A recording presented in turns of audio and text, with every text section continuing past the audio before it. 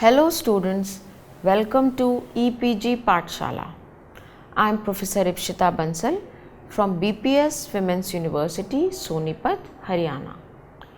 Today we will be discussing about the module Learning from Ramayana for Human Quality Development of the paper Indian Perspectives on Human Quality Development.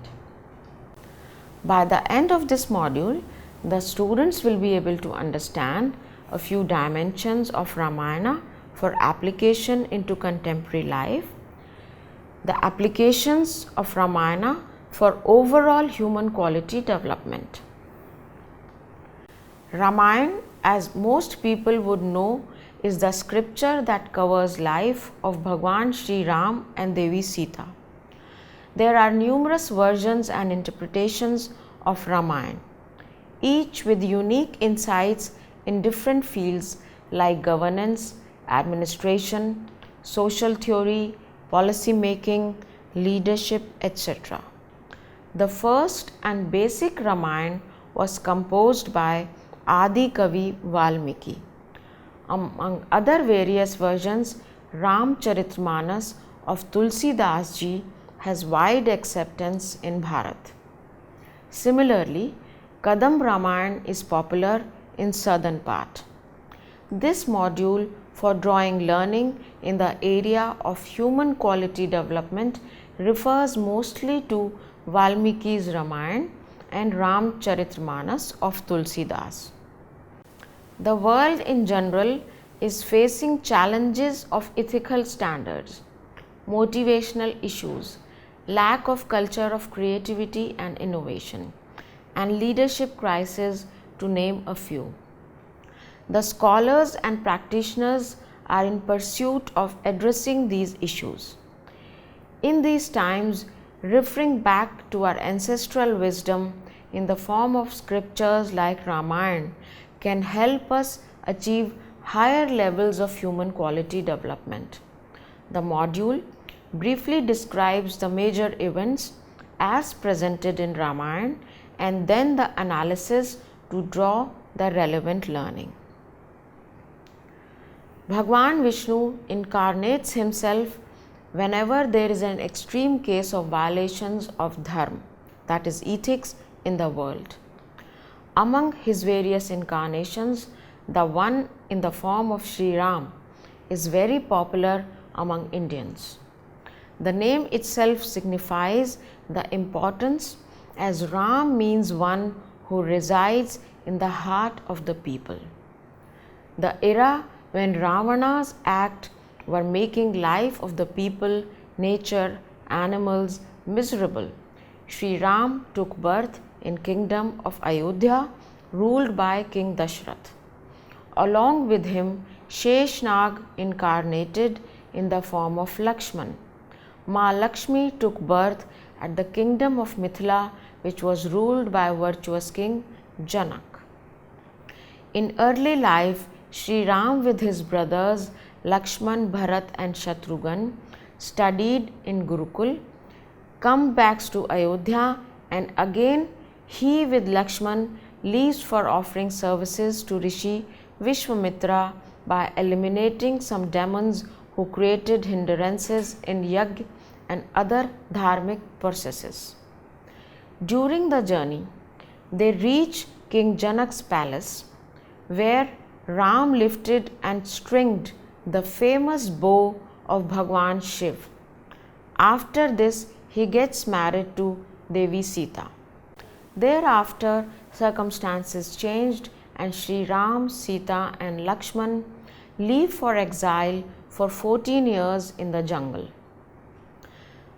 Bharat, who had full faith and devotion towards Sri Ram, offered his selfless services to kingdom in absence of Sri Ram by putting khadau, that is wooden footwear of Sri Ram, on the king's seat. During these times, they faced attacks from numerous demons who got killed, and various sages and learned men and women got rescued. Ravan, in order to take revenge of his sister, abducts Devi Sita and flies back to Lanka, his abode. There, Vibhishan and other senior people condemn the cowardly act of Ravan and persuade him to return Devi Sita to Sri Ram. But all efforts go waste, and Vibhishan is ousted from the kingdom, who then ultimately reaches to Sri Ram. Ram and Lakshman get introduced to Sugriv, king of Vanars, by Hanumanji, incarnation of Bhagwan Shiv. With the help of Hanuman, Sugriv, Vibhishan and Vanar Sena, Sri Ram is able to defeat Lanka and free Devi Sita from being captive. They all come back and Sri Ram took over as the king of Ayodhya and ruled on strong foundations of ethics and morality. Everyone was at peace. There was social harmony and mutual trust for years till he lived. Sometimes later, Devi Sita had to leave the kingdom to avoid any kind of stain on character. She was expecting baby and had to face various hardships. Even the announcement of her departure made Bharat and Shatrughan go faint. Finally, she was offered to stay by Rishi Valmiki. She gave birth to twins Love and Kush, who went excellent education at the ashram of Rishi Valmiki. Finally, Sita reaches back to her Vaikuntha Dham, original abode of Bhagwan Vishnu and Ma Lakshmi, after the earth gives her space. Later, Bhagwan Ram also took Jal Samadhi with numerous people to reach his abode. Structure of Ramayana. Ramayana is divided into 7 kands or subsection. Balkand, containing story of early life of Sri Ram and his brothers. Ayodhya Kand, return of Sri Ram from Gurukul and departure for exile. Aranya Kand, Sri Ram, Devi Sita and Lakshman in exile. Kishkindha Kand, meeting Hanumanji, Sugriv etc. Sundar Kand, Hanumanji locates Sita ji and Vanar Sena prepares for war. Yuddh Kand, attack on Lanka. Uttar Kand, return to Ayodhya, Love Kush and final departure to Vaikuntha. So now we will try to understand how different sections of Ramayana can give us learnings for human quality development. Balkand. Narad Rishi briefly portrays story of Ramayana to Valmiki Rishi. The whole Ramayana is covered in 24,000 shlok, and here he summarizes in just 100 shloks. One can learn how to express ideas in brevity without losing a sense. This is also an interesting format of writing executive summary. Description of Ayodhya includes presence of wise ministers who are with high ethical standards, control over senses and are able to develop cordial relations of public with each other. This is input for modern day families, organizations and nations that importance of any entity is through the ethical mode and the people with high standards and not mere through materialistic gains.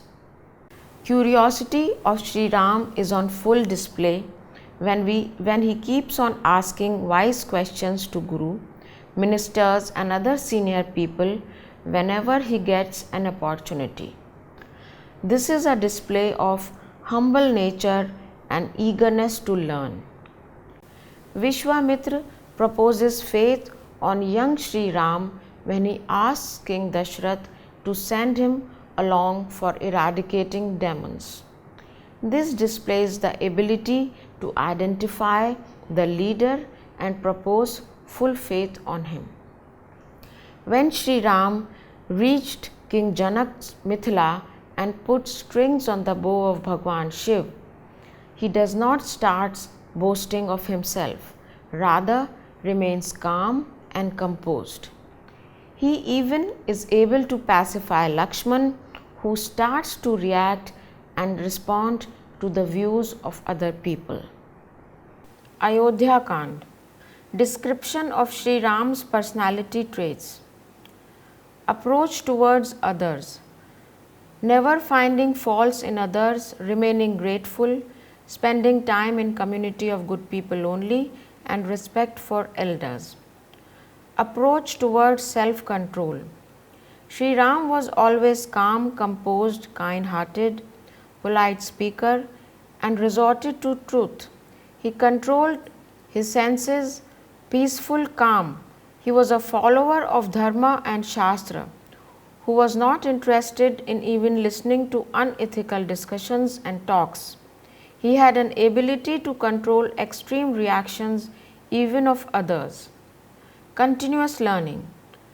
Sri Ram was highly skilled and educated and still eager for learning from elders and had sharp memory. He always put duty on highest priority. He was healthy, dynamic, energetic and humble. All activities were productive and never useless.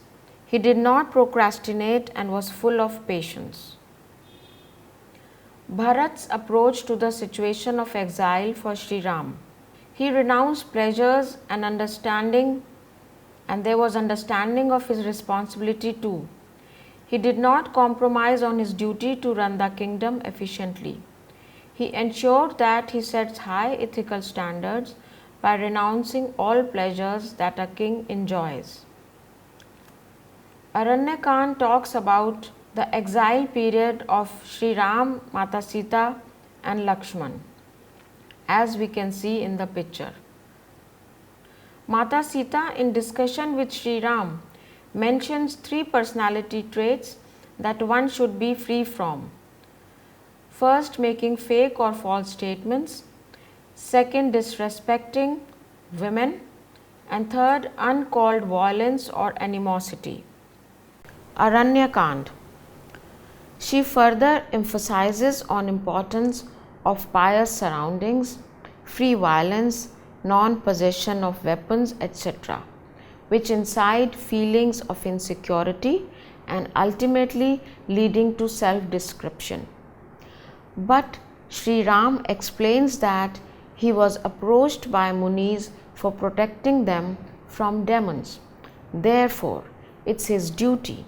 Sri Ram, when approached by Munis, instead of expecting respect and praise for his work, he humbly apologizes for not being proactive in serving to good people for noble cause and promises to do his best by eradicating demons.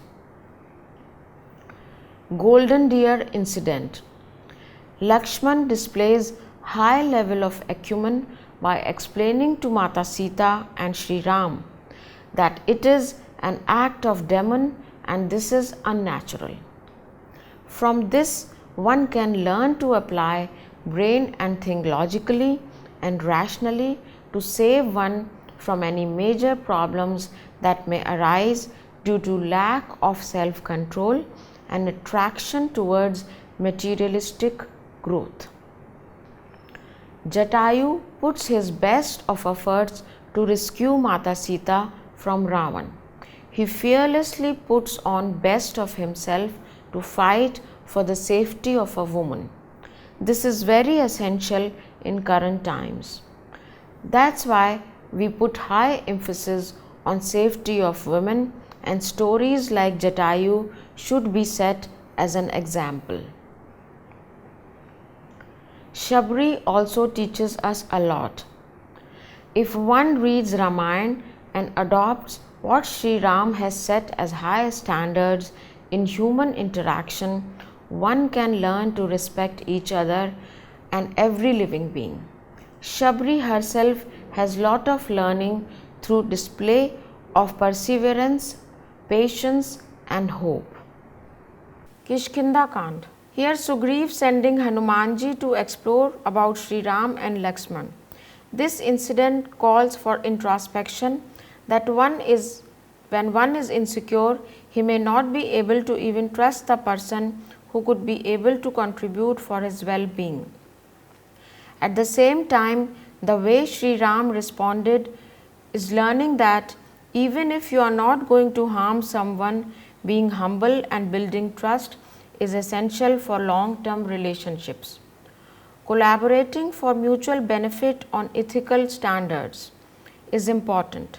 Sri Ram offers full support to Sugriv, not just for sake of getting support in return, but on ethical standards, as it was clear to him that Bali had betrayed Sugriv. Never to betray in partnership. Sugriv, after being able to regain kingdom with support from Sri Ram, gets indulged in materialistic pleasures of the kingdom and forgets his duties. So he had to be reminded of the duties by his wife and aggression of Lakshman. This is essential learning in modern day, where we repeatedly witness such incidences. Kishkinda Kand. There is contemplation by Vanars on how to cross the ocean in search of Mata Sita and Hanumanji taking off. The Kishkinda Kand ends with Jamvant reminding Hanumanji of the infinite powers he had and the purpose of his life, that is serving Bhagwan Ram. The leaders, team members need to know each other's strengths and weaknesses. This is essential in times of crisis, as the person who possesses those skills might need to be reminded of it. Hanumanji facing Rakshasas en route to Lanka gives us the lesson that be ready for surprise tests, checks and balances. Sursa was the deity who came to test Hanumanji. Sometimes the well-wishers may take a surprise test. It may be well thought of or even unintended. The end benefit will be of that individual only, if one is dedicated to the cause. In Sundar Kand, Hanumanji meets a demon who catches flying objects through their shadow. Intelligence rules over physical power or any other kinds of tricks and pranks is the learning. Analysis of problem to reach the root cause is a must before attempting the solution. Meeting Lankani on reaching Lanka, hitting her on head, and then she remembers Brahma's words, anyone could observe you, need to remain alert and attentive even after everything is strategically planned. Remaining alert and attentive is essential even if plan seems perfect.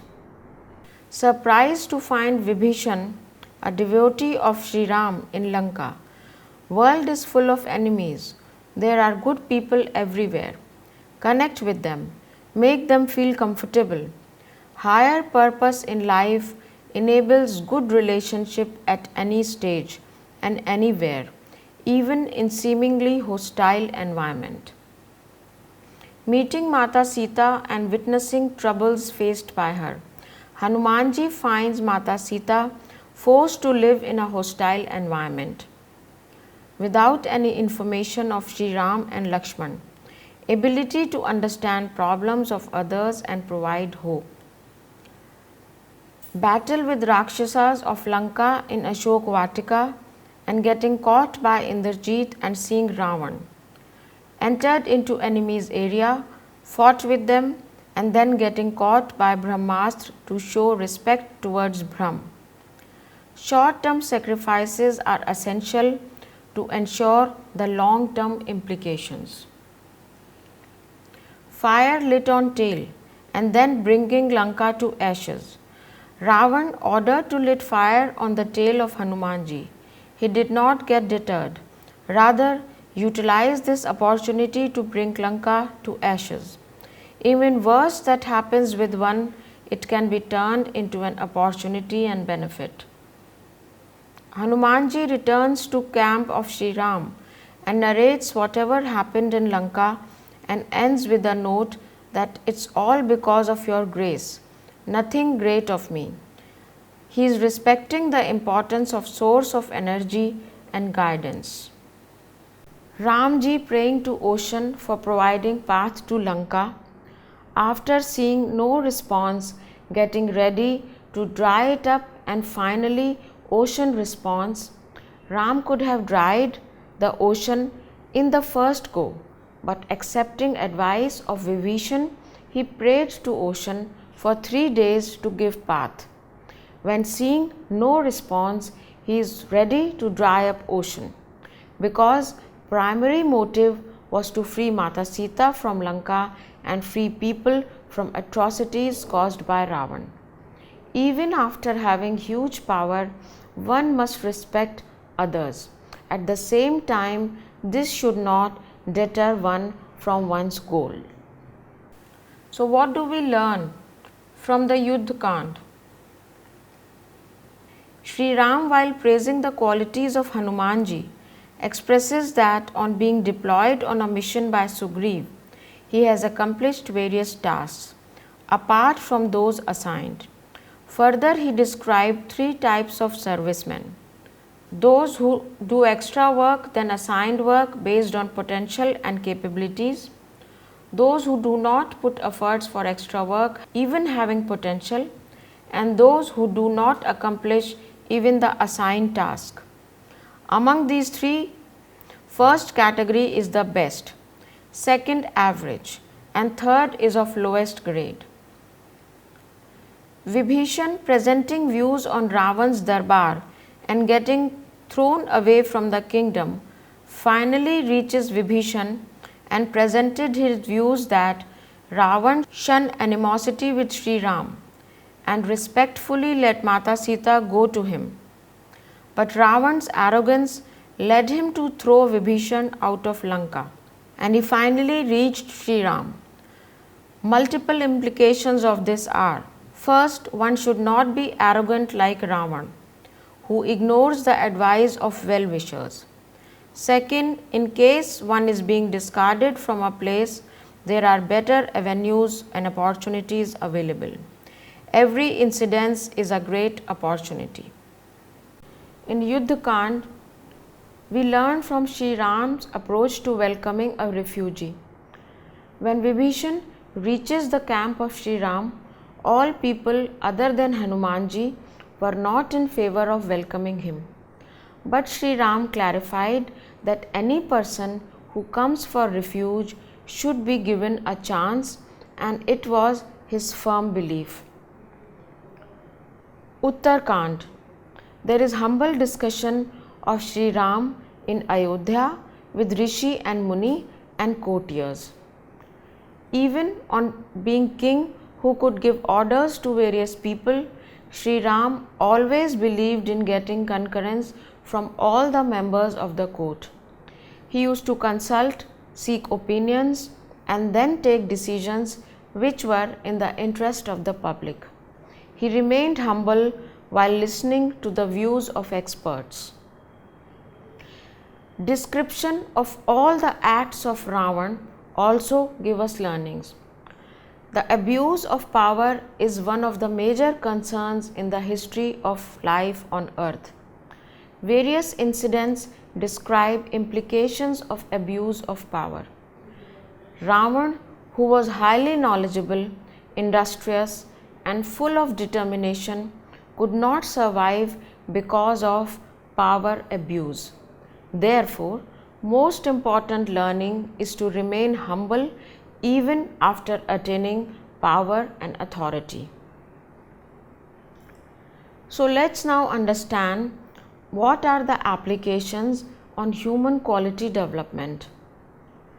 The learning from Ramayana has to be customized as per requirements of the individual. This section classifies learning from Ramayana for 4 phases or roles of human beings and what insights can be drawn for human quality development.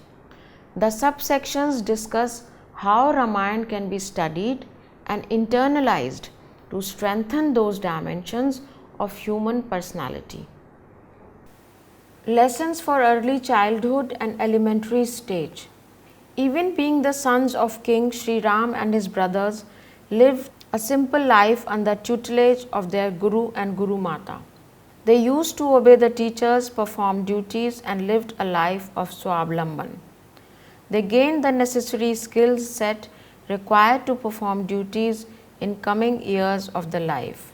Therefore, we can learn that initial years of life are essential for development of the human personality. Self-discipline and respect for teachers are two foundations for development. Today, we find world craving for high quality education for children in terms of latest technology and infrastructure. But the need is to understand that to be developed, we need to instill importance of self-discipline and mutual respect through learning at home and schools. Lessons for teenage, adolescents and youth. First is remaining alert. When Hanumanji reaches Lanka, he assumes a micro-sized shape, but still gets caught by Lankini. He then immediately senses the danger and hits her powerfully on head. The youth tend to ignore the implications and consider anything to be foolproof. Hanumanji teaches here that even if everything is well planned, one should remain alert and attentive. Second is be ready for surprise tests, checks and balances. Hanumanji, while travelling to Lanka, faces Sursa, who was sent by deities to check the mental acumen of Hanumanji. He could get through her easily. This is most essential learning for youth, that parents, teachers and elders may test the potential not for critiquing, but making one confident of oneself. These should be taken in positive spirit. Third is duty over desires and rights. Bharat's approach to life and duty provide exemplary learning in terms of fulfillment of duties and getting rid of desires that are not in the interest of family and society. After exile to Sri Ram, he decides to fulfill his duty towards society by leading the kingdom, but at the same time ensuring that desires don't even try to obstruct him from his devotion towards Sri Ram. He serves kingdom by living in outskirts and places Khatau of Sri Ram on the seat of throne. Lessons for middle and senior ages. First is knowing the team. When all Vanars contemplate on the ways to cross the ocean in search of Mata Sita, the Kishkinda Kand ends with Jamvand reminding Hanumanji of the infinite powers he had and the purpose of his life, that is, serving Bhagwan Ram. This provides insights for the senior members in the team that they need to be aware of strengths and weaknesses of their team members. This is essential, especially in times of crisis, as the person who possesses those skills might need to be reminded of it. Next is managing diversity in the team. Sri Ram had diverse team with people like Lakshman, Hanuman, Sugriv, Jamvad, Angad, etc. He never took decision without consulting them or listening to their points of view. Turning tides into favor. When in Lanka, Ravan orders that fire be lit on Hanumanji's tail. He, rather than getting perturbed, utilizes this opportunity to bring Lanka to ashes. The most important quality that human beings need to possess is this ability to turn unfavorable situations into one's own favor. Applications in HQD for retirement and thereon. Devotion towards Bhagwan. All the senior virtuous people whom Sri Ram visited had a common thing: unflinching faith and devotion towards Bhagwan or God. Learning from Shabri is most important in this regard. Even on being ignored and neglected by society, she, in her old age, posed full faith in words of her Guru that Bhagwan Sri Ram will visit the ashram. She had trust on words of her Guru and faith on the God or Bhagwan that he would definitely fulfill his promise. So let's now summarize what we have studied in this module. Ramayana for ages has played an important role in development of human qualities. The scriptures like Ramayana are termed as Shashvat, that is, meaning eternal, thereby meaning that the implications are true and varied across the time periods. The scriptures like Ramayana are knowledge repositories of interdisciplinary and multidisciplinary knowledge. This makes them more relevant for the life as subject knowledge is not bifurcated into hyper specialized disciplines. Today, there are discussions and deliberations going on among governments, policy think tanks, social groups, academicians, and practitioners about improving Human Quality Development Index. The parameters of such initiatives are skewed towards extrinsic parameters of development. Those are essential to start with, but simultaneously we need to focus on intrinsic and inherent aspects of human development. In this context, Ramayana provides a lot of learning that can contribute to individuals' human quality development. The lifestyle, processes of learning, conduct of a person as a child, as a student, as a youth, as a family member, as a member of organization, as a leader, as a friend, etc., needs to be perfectly balanced for a successful and high quality life. Ramayana teaches the various options for the above mentioned areas. The various people with expertise in different domains through their principles in life provide the frameworks which one can choose as per liking and coherence, ultimately leading to high levels of Human Quality Development Index. Thank you.